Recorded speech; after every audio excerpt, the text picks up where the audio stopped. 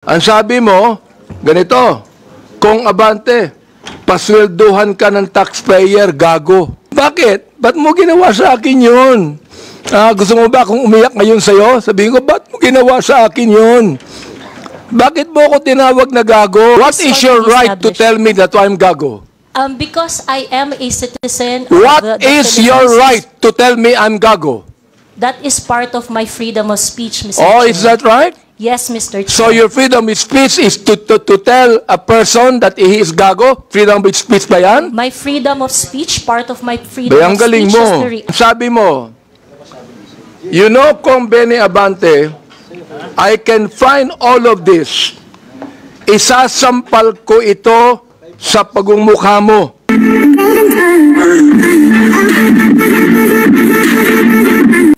I will continue. Okay, Yeah. Chairman Abante, please So, continue. Mr. Chair, thank you. Andito po ba si Miss Joey Cruz? Miss Joey Cruz, andito po ba? Yes, Mr. Chair. Okay, Asan Chairman. po siya? Asan po siya? Ayan. Oo. Gusto ko lang po alam nyo, sa totoo lang, marami po akong natatanggap na bashing eh. Hindi ko pinapansin. Hindi ko pinapansin yon. Katulad ni Kabayan, hindi ako naiinsulto, hindi ako nababagabag, hindi ko pinapansin, wala namang katotohanan yun eh. Ano? Kaya hindi ko pinapansin yan. Alright. Ngayon, ang gusto ko lang pong sabihin kay Miss Joey Cruz, in one of your blogs in YouTube, you directed this statement sa akin. No? Akin mismo. Unang-una, hindi naman kita kilala. Hindi naman kita kaaway. Wala naman akong ginawang masama sa iyo. Tama ba ako, Mr. Chair? Meron po ba akong ginawang masama sa inyo? There is no personal act. Kaya nga, Mr. Chair, sagutin mo lang ako. Meron po ba akong ginawang masama sa inyo? No Meron ba? Wala? None, Mr. None, Mr. Wala. Wala akong ginawang masama sa inyo, ha? Pinapatunayan nyo yan, ha? Pangalawa, hindi nyo ako kilala. Tama ba, Miss Joey Cruz? You do not know me personally. Correct, Mr. Chair. And Mr. Chair, I do not even know Miss Joey Cruz personally. Am I right?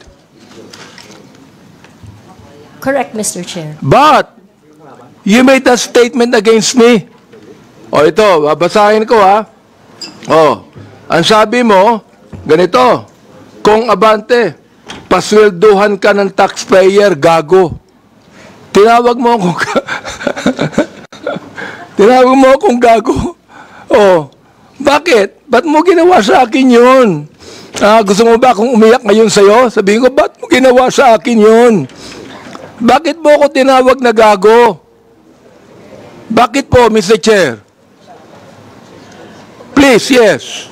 Mr. Chair, and I think it is already established that we do not know each other personally. Ano po yung pakilakas nga po? Hello, Mr. Chair? Mr. Chair? Okay. I think it is already established that we do not know each other personally.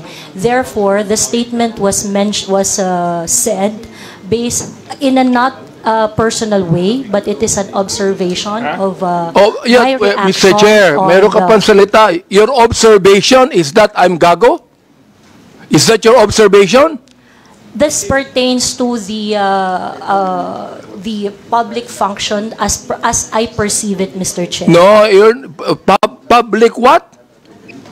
Public action, Public Mr. Chair. action. So, you mean that is the public that is actually telling me that I'm gago? No, Or Mr. is it Chair, you? the statement Let me came ask from you, me. Mr. Chair, is it you?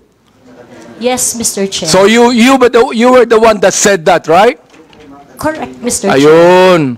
Pero hindi mo ko kilala. Wala akong ginawa masama sa'yo. Yes, Mr. Chair. What is your right to tell me that I'm gago? Because I am a citizen of What the is Philippines. your right to tell me I'm gago? That is part of my freedom of speech, Mr. Oh, Chair. is that right? Yes, Mr. Chair. So your freedom of speech is to tell a person that he is gago? Freedom of speech ba yan? My freedom of speech, part of my freedom Bayang of galing speech mo. is to react Ang on the galing mo. action of Ito a pa, public official. sinabi mo ha, in another post, ito sinabi mo. Pero alam mo, Kaya tayo nagmi-meeting dito. Parami na mention ko ito, no? Pero sa totoo lang, hindi ko pinansin yan. Matagal na yan eh. Di ba? Hindi ko pinansin yan. Ito, ang sabi mo, you know, Kong Benny Abante, I can find all of this. Isasampal ko ito sa pagmumukha mo. Is that still freedom of speech? Mr. Chair, I am not very familiar. Yes or with no, those- Mr. Chair? Is that still, you think, freedom of speech? When you said, isasampal ko ito sa pagmumukha mo. Mr. Is Chair, that freedom of speech? yes, Mr. Chair. Ganon. Oo. So, ibig sabihin, ganito. If I tell you right now, sasampalin kita, freedom of speech yan. That's part of your freedom, Mr. Chair. Pag sinampal kita, hindi na freedom of speech yan. Of course, sir, it's overt Hindi action na. already. Yes, Hindi sir. na, no? Yes, sir. Oo, ang galing. Mahusay ito. Oo, magaling ka. Oo. Ang sabi mo, I'm going to be Hindi ko masabi to, Mr. Chair. F-U-C-K-E-D. Prepared. Binanggit mo yon? Mr. Chair, Bakit naman? Mr. Chair, Ano may ba I nagawa know kong when kasalanan that post sa'yo? was posted? Mr. Chair, Oh. Mr. Chair, so that I can answer intelligently on the question You of... can, Mr. Chair, may I know you can the date answer of the intelligently, I but cannot what you answer- said here, is that intelligent? Let me ask you, Mr. Chair. Nung sinabi mo, you know, Kong Benny Abante, I can find all of this, isasampal ko ito sa pagmumukha mo. Is that intelligent? Mr. Chair, I cannot intelligently answer if I do not know when the post was posted. You don't know, Mr. Yes, Chair? Mr. Chair, I think in a day I post maybe 50, Well, you know, 50 posts in a day. I would like to understand, Mr. It means, Chair. Mr. Chair, that you can post something today and you forget that tomorrow. Am I right? That is correct, Mr. Chair. That's very likely. So, pakiklaro nga, Mr. Chair. Ano yung isasampal mo sa pagmumukha ko? That is why, Mr. Chair, for me to intelligently answer your question, I need to know when it was posted. Well, we are going to get the date when this was said. Thank you, so Mr. you would Chair. be able to know. Thank you. Kaya, pinapa-confirm ko lang yung statement na yan eh. Ibig sabihin, do you believe, hindi ko na sabihin ang freedom of speech. Do you believe that this falls under protected speech? I'm so sorry, Mr. Chair. May you please repeat Do you the question? believe that this falls under protected speech? Mr. Chair, like I said earlier, I would like to know first the context of the post. But rest assured, Mr. Chair, that when I post in my platform, I make sure that it is a reaction on the news or public action. As a political observer, I always As practice. Miss Cruz, is this a political statement? You were saying a political observer. Is this a political statement?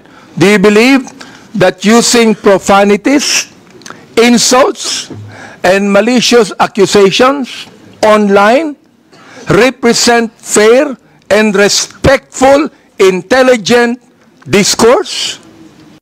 Except as part of your statement, Mr. Chair, the malicious imputation you said, except that, the rest that you said, yes, it is part of the healthy public discourse. It is part of what, Mr. Chair? Healthy public discourse. Therefore, pag binanggit natin using profanities, insults, and malicious accusations, that is, anong tawag mo doon?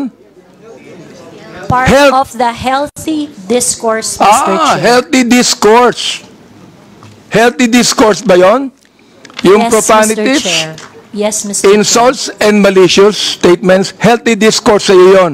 Yes, Mr. And that's the Chair. reason why, Mr. Chair, that we should now actually craft a legislation to put a stop to Ms. Joey Cruz, who seemed to be intelligent, and a woman using profanities, malicious insults, saying it is healthy.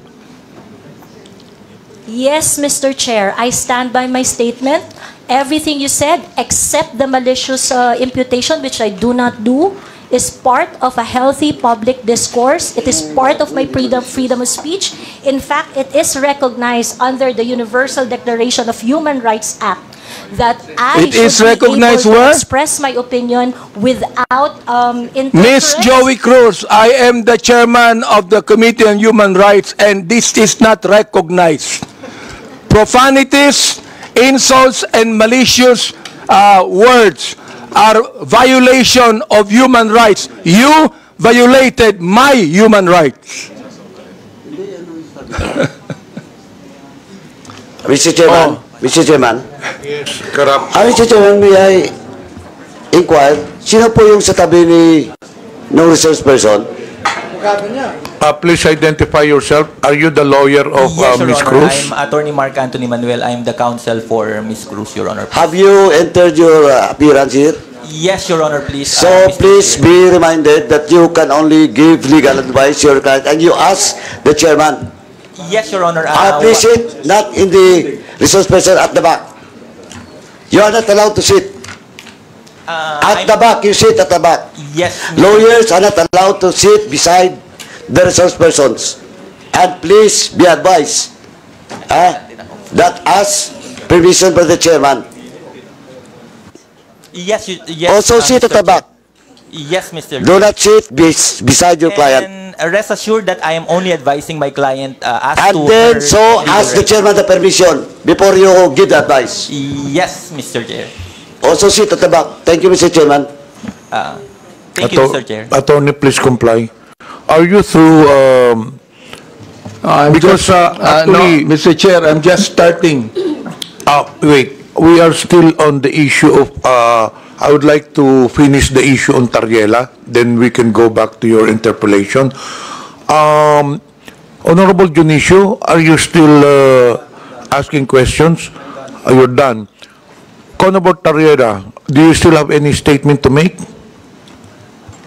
Nothing more left from me. Okay, we'll now proceed to the next item on the agenda.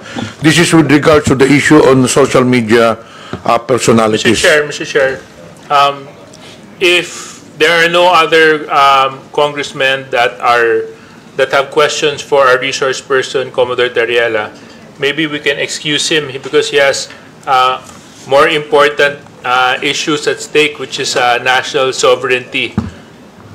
So, kung wala na po magtatanong sa kanya, baka pwede na po natin siya ma-excuse sa hearing na ito. You are hereby excused since there are no more questions. And more on that, there are some resource persons here that I believe wala na mga question ng mga congressman.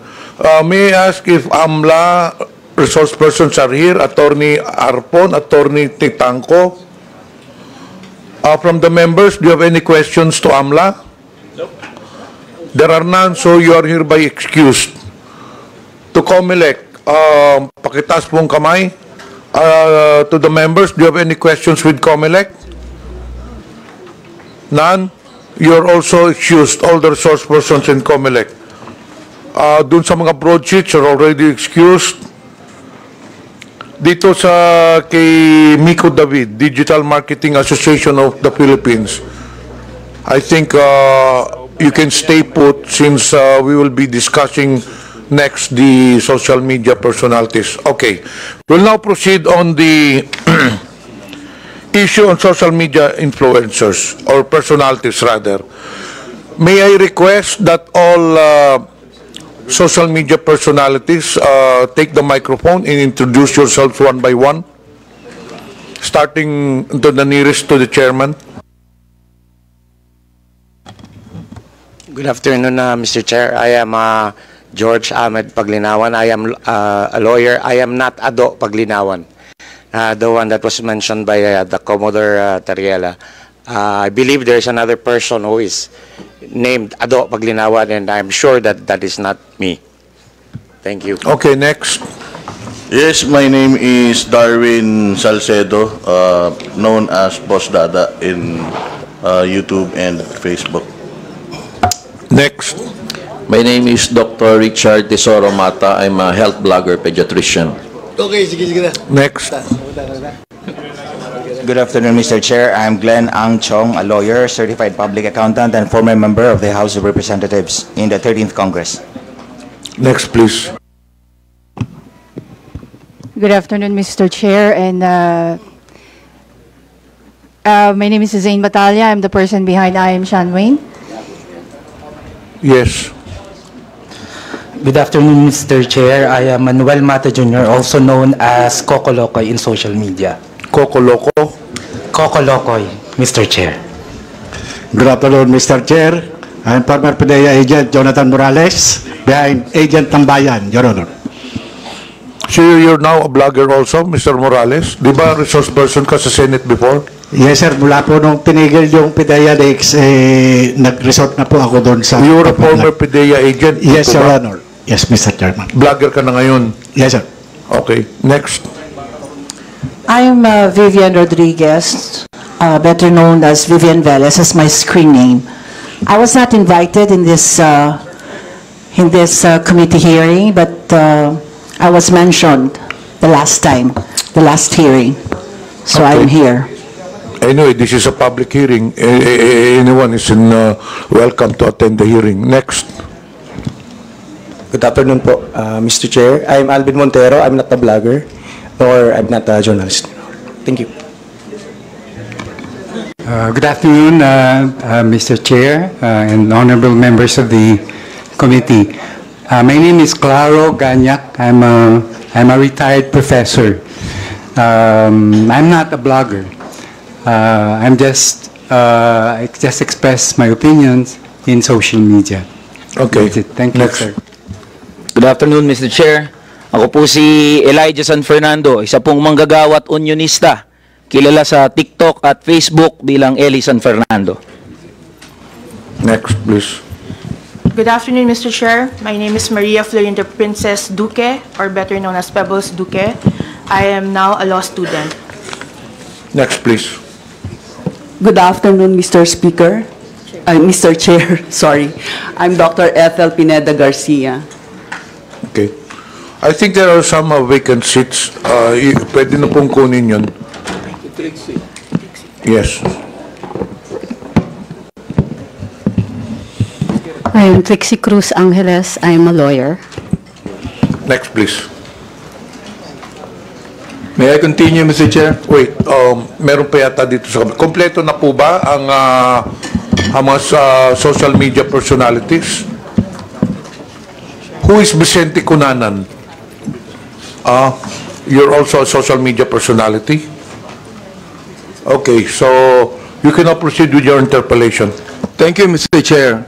Again, Ms. Cruz, do you believe that freedom of expression is not absolute?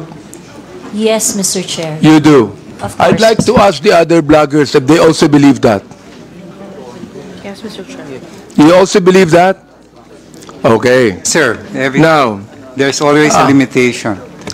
Ms. Cruz said, yung kanyang statement sa YouTube, no? Na profanities, insults, malicious is a healthy discourse. Gusto kong tanungin yung mga vloggers natin, do you agree with her on that? Yes. That profanities, insults, and malicious accusations is a healthy discourse and a part of the freedom of expression? We would like to ask every blogger to answer me yes or no if they believe in that. Mr. Chair, can I be recognized? Yes. Mr. Chair, no other than the highest court of the land has repeatedly said na hindi po masama ang pagmumura lalong-lalo na sa mga pampublikong opisyal, especially kung ang pinatutungkulan po ay yung official functions nila. Not the person, but their official functions, Mr. Chair. So yun po ang paninindigan, lalong-lalo na po namin bilang mga manggagawa, dahil kahit meron pong TikTok, Facebook o social media, sa komunidad po, yan ang lengguwahe ng mga manggagawa at ordinaryong Pilipino na nagagalit.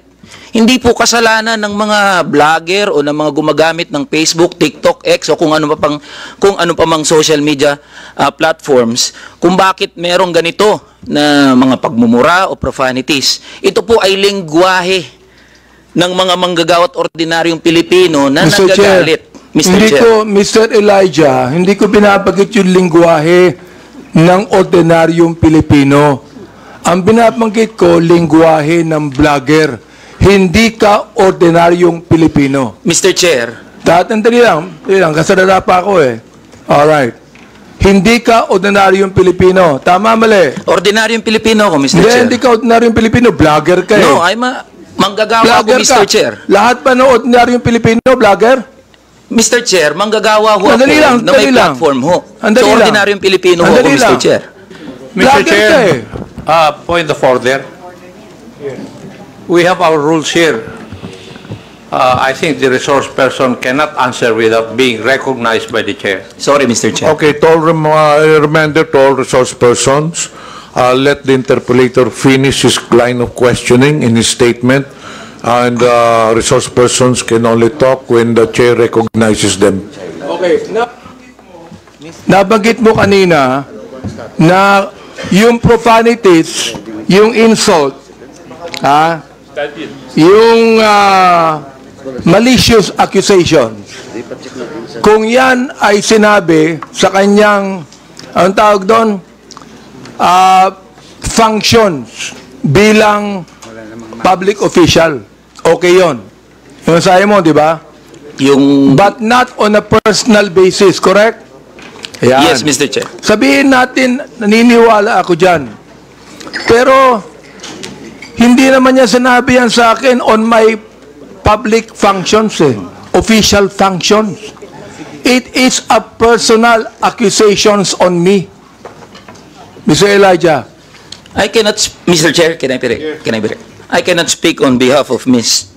Joey, Mr. Chair. Inaano ko lang yung sinabi mo. Yes, Mr. Chair. Okay. Now, I'd like to ask Ms. Joey, Ms. Cruz, are you insulting me on my public official functions or it is a personal accusation on me? It's not a personal accusation, Mr. Chair, and I think we have agreed early on that we do not have any personal relationship. Yes, that's right. Pero ito, ang sabi ni Elijah, okay lang yon kung yan ay sinabi in my official functions as a public servant. Alam mo ba yung official functions ko? Yes, Mr. Chair. And alam mo. So therefore, hindi ka naniniwala sa aking official functions, kaya tinawag mo akong gago. No, Mr. Chair. The observation that I uttered to describe your performance of your official action, that is my observation. That is what I felt. Well, inobserbuhan mo ba yung aking official functions? Yes, Mr. Chair. Inobserbuhan mo since I won in 2019? No, Mr. Chair. I closely monitored your performance as a congressman in the 19th Congress. And you hated me for that? No, not really, Mr. Hindi, Chair. gago. Binagit mo sa akin, gago. So you hated me, Mr. Chair. Ano ba ibig sabihin nun? Binanggit mo, gago ako. Binanggit mo, isasampal ko ito sa pagmumukha mo. Binanggit mo, I'm going to be... Hindi ko mabanggit eh. Okay.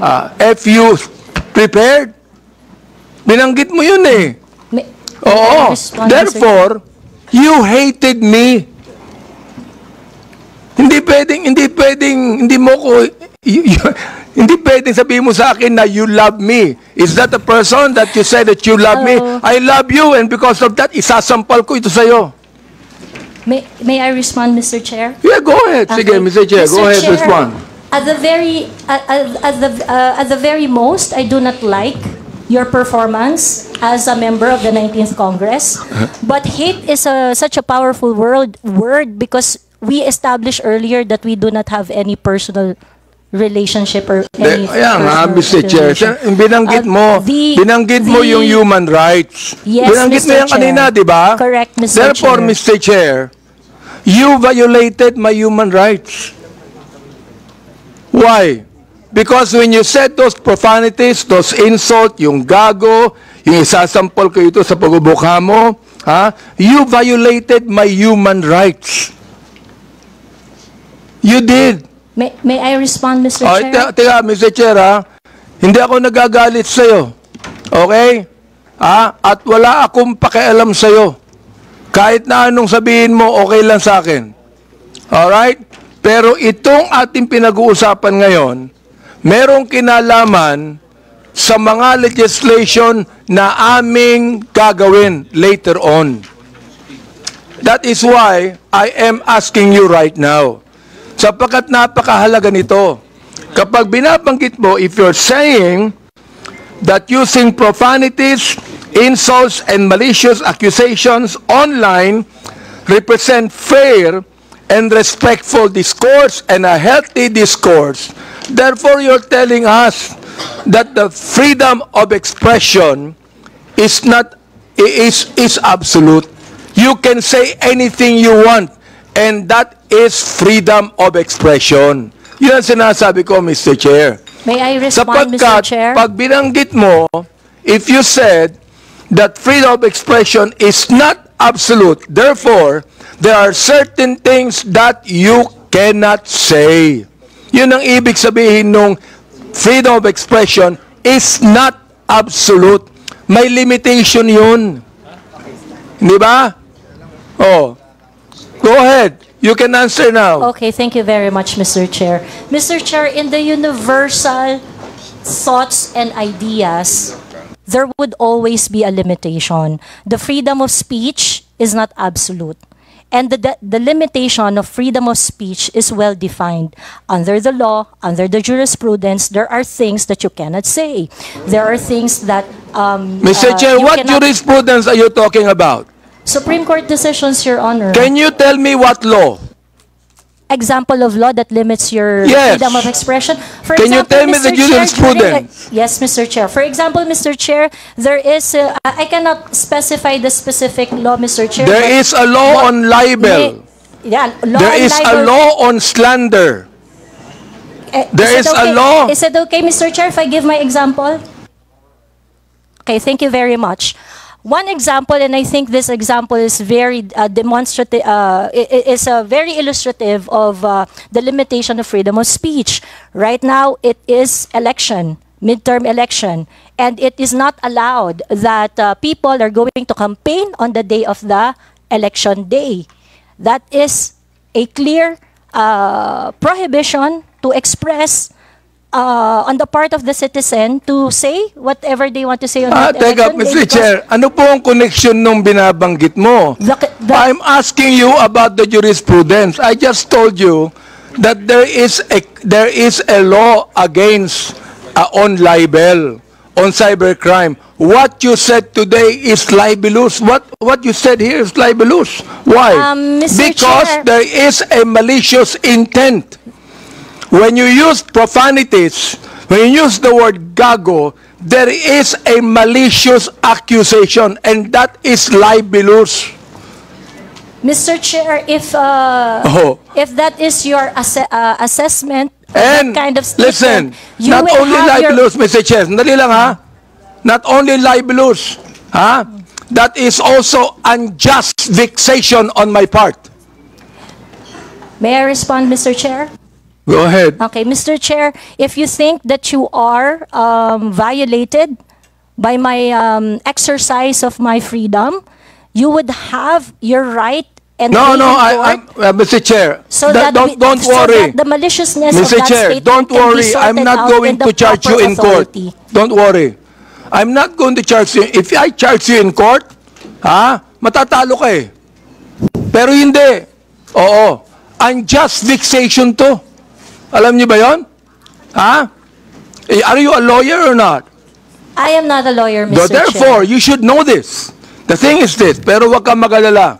Hindi ako magdidemanda sa'yo. Do you know why? You're not important to me. Alright? Ang dahilan lamang, kaya natin ginagawa ito, para magkaroon kami ng idea kung anong legislation ang nais naming gawin. Pero ikaw, you are not important to me. Alright? Oo. Thank you, Mr. Chair. Ayan. Kaya, huwag kang mag-alala. Hindi ako kailanman magdidemanda sa'yo. Alright? Oh. Tumatawa ka pa eh. Thank you, Mr. Chair. Natatawa ka sa akin eh. No, Mr. Chair, I am expressing my gratitude, Mr. Chair. Ganun ba? Mr. Chair, tumatawa ka and you're expressing your gratitude by your sarcastic laughter? I am not laughing, Mr. Chair. It's just a natural smile, Mr. Chair. So gusto kong tanungin po, itong ating vloggers na ito, kayo po mga vlogger natin, do you agree with what Ms. Joey Cruz said? Every one of you could be able to answer, if you agree. I have a lawyer there, Attorney Trixie.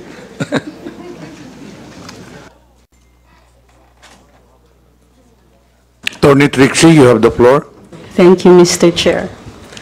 I disagree with Ms. Joey.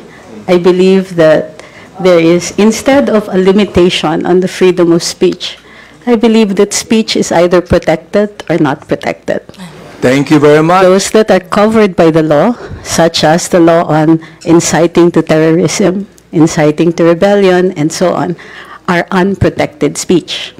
And those that are not covered by any limitations by the law are protected speech. The Supreme Court has said that expressions of frustration are protected speech. And therefore, although we differ, Ms. Joey and I, on the approach to the problem, we agree on the solution. Okay, let me ask the other bloggers that we have. Each of you could be able to answer and tell me if you agree with Ms. Cruz on that. Your Honor, Mr. Chair, I am Dr. Mata. I'm a bit forgiving on those things sometimes, Mr. Chair, because sometimes people are so expressive that we tend to say things. Then I could cite, Mr. Chair, your example on the last hearing. You mentioned something as well. I won't mention it now, but you said it's something, but I know it was withdrawn as well. So there's no, I'm not affected by what you said, because sometimes you're just, in your emotions, you tend to say things, which you said, T-A-N-G-A, but it's okay, Your Honor. Mr. Chair, let me answer that, no? When I say T-A-N-G-A, binalik ko lang sa kanya eh. Siya ang unang nagsabi. Siya ang unang nagsabi. Para bang pinukul ka ng balisong, nasa lubo yung balisong, binalik mo sa kanya. Kaya ako binanggit. Hindi ako ang unang nagsabi. Ang unang nagsabi, yung vlogger mismo. Ibinalik ko lamang sa kanya. Oh, ngayon, ako ang masama. Samantalang yung vlogger na nagsabing tanga ang gobyerno, hindi masama. Nung ako ang nagsabing tanga, ako naman ngayon na masama. Ano ba talaga, Mr. Chair? Yes, thank you for your explanation on that, Mr. Chair. Mr. Chair.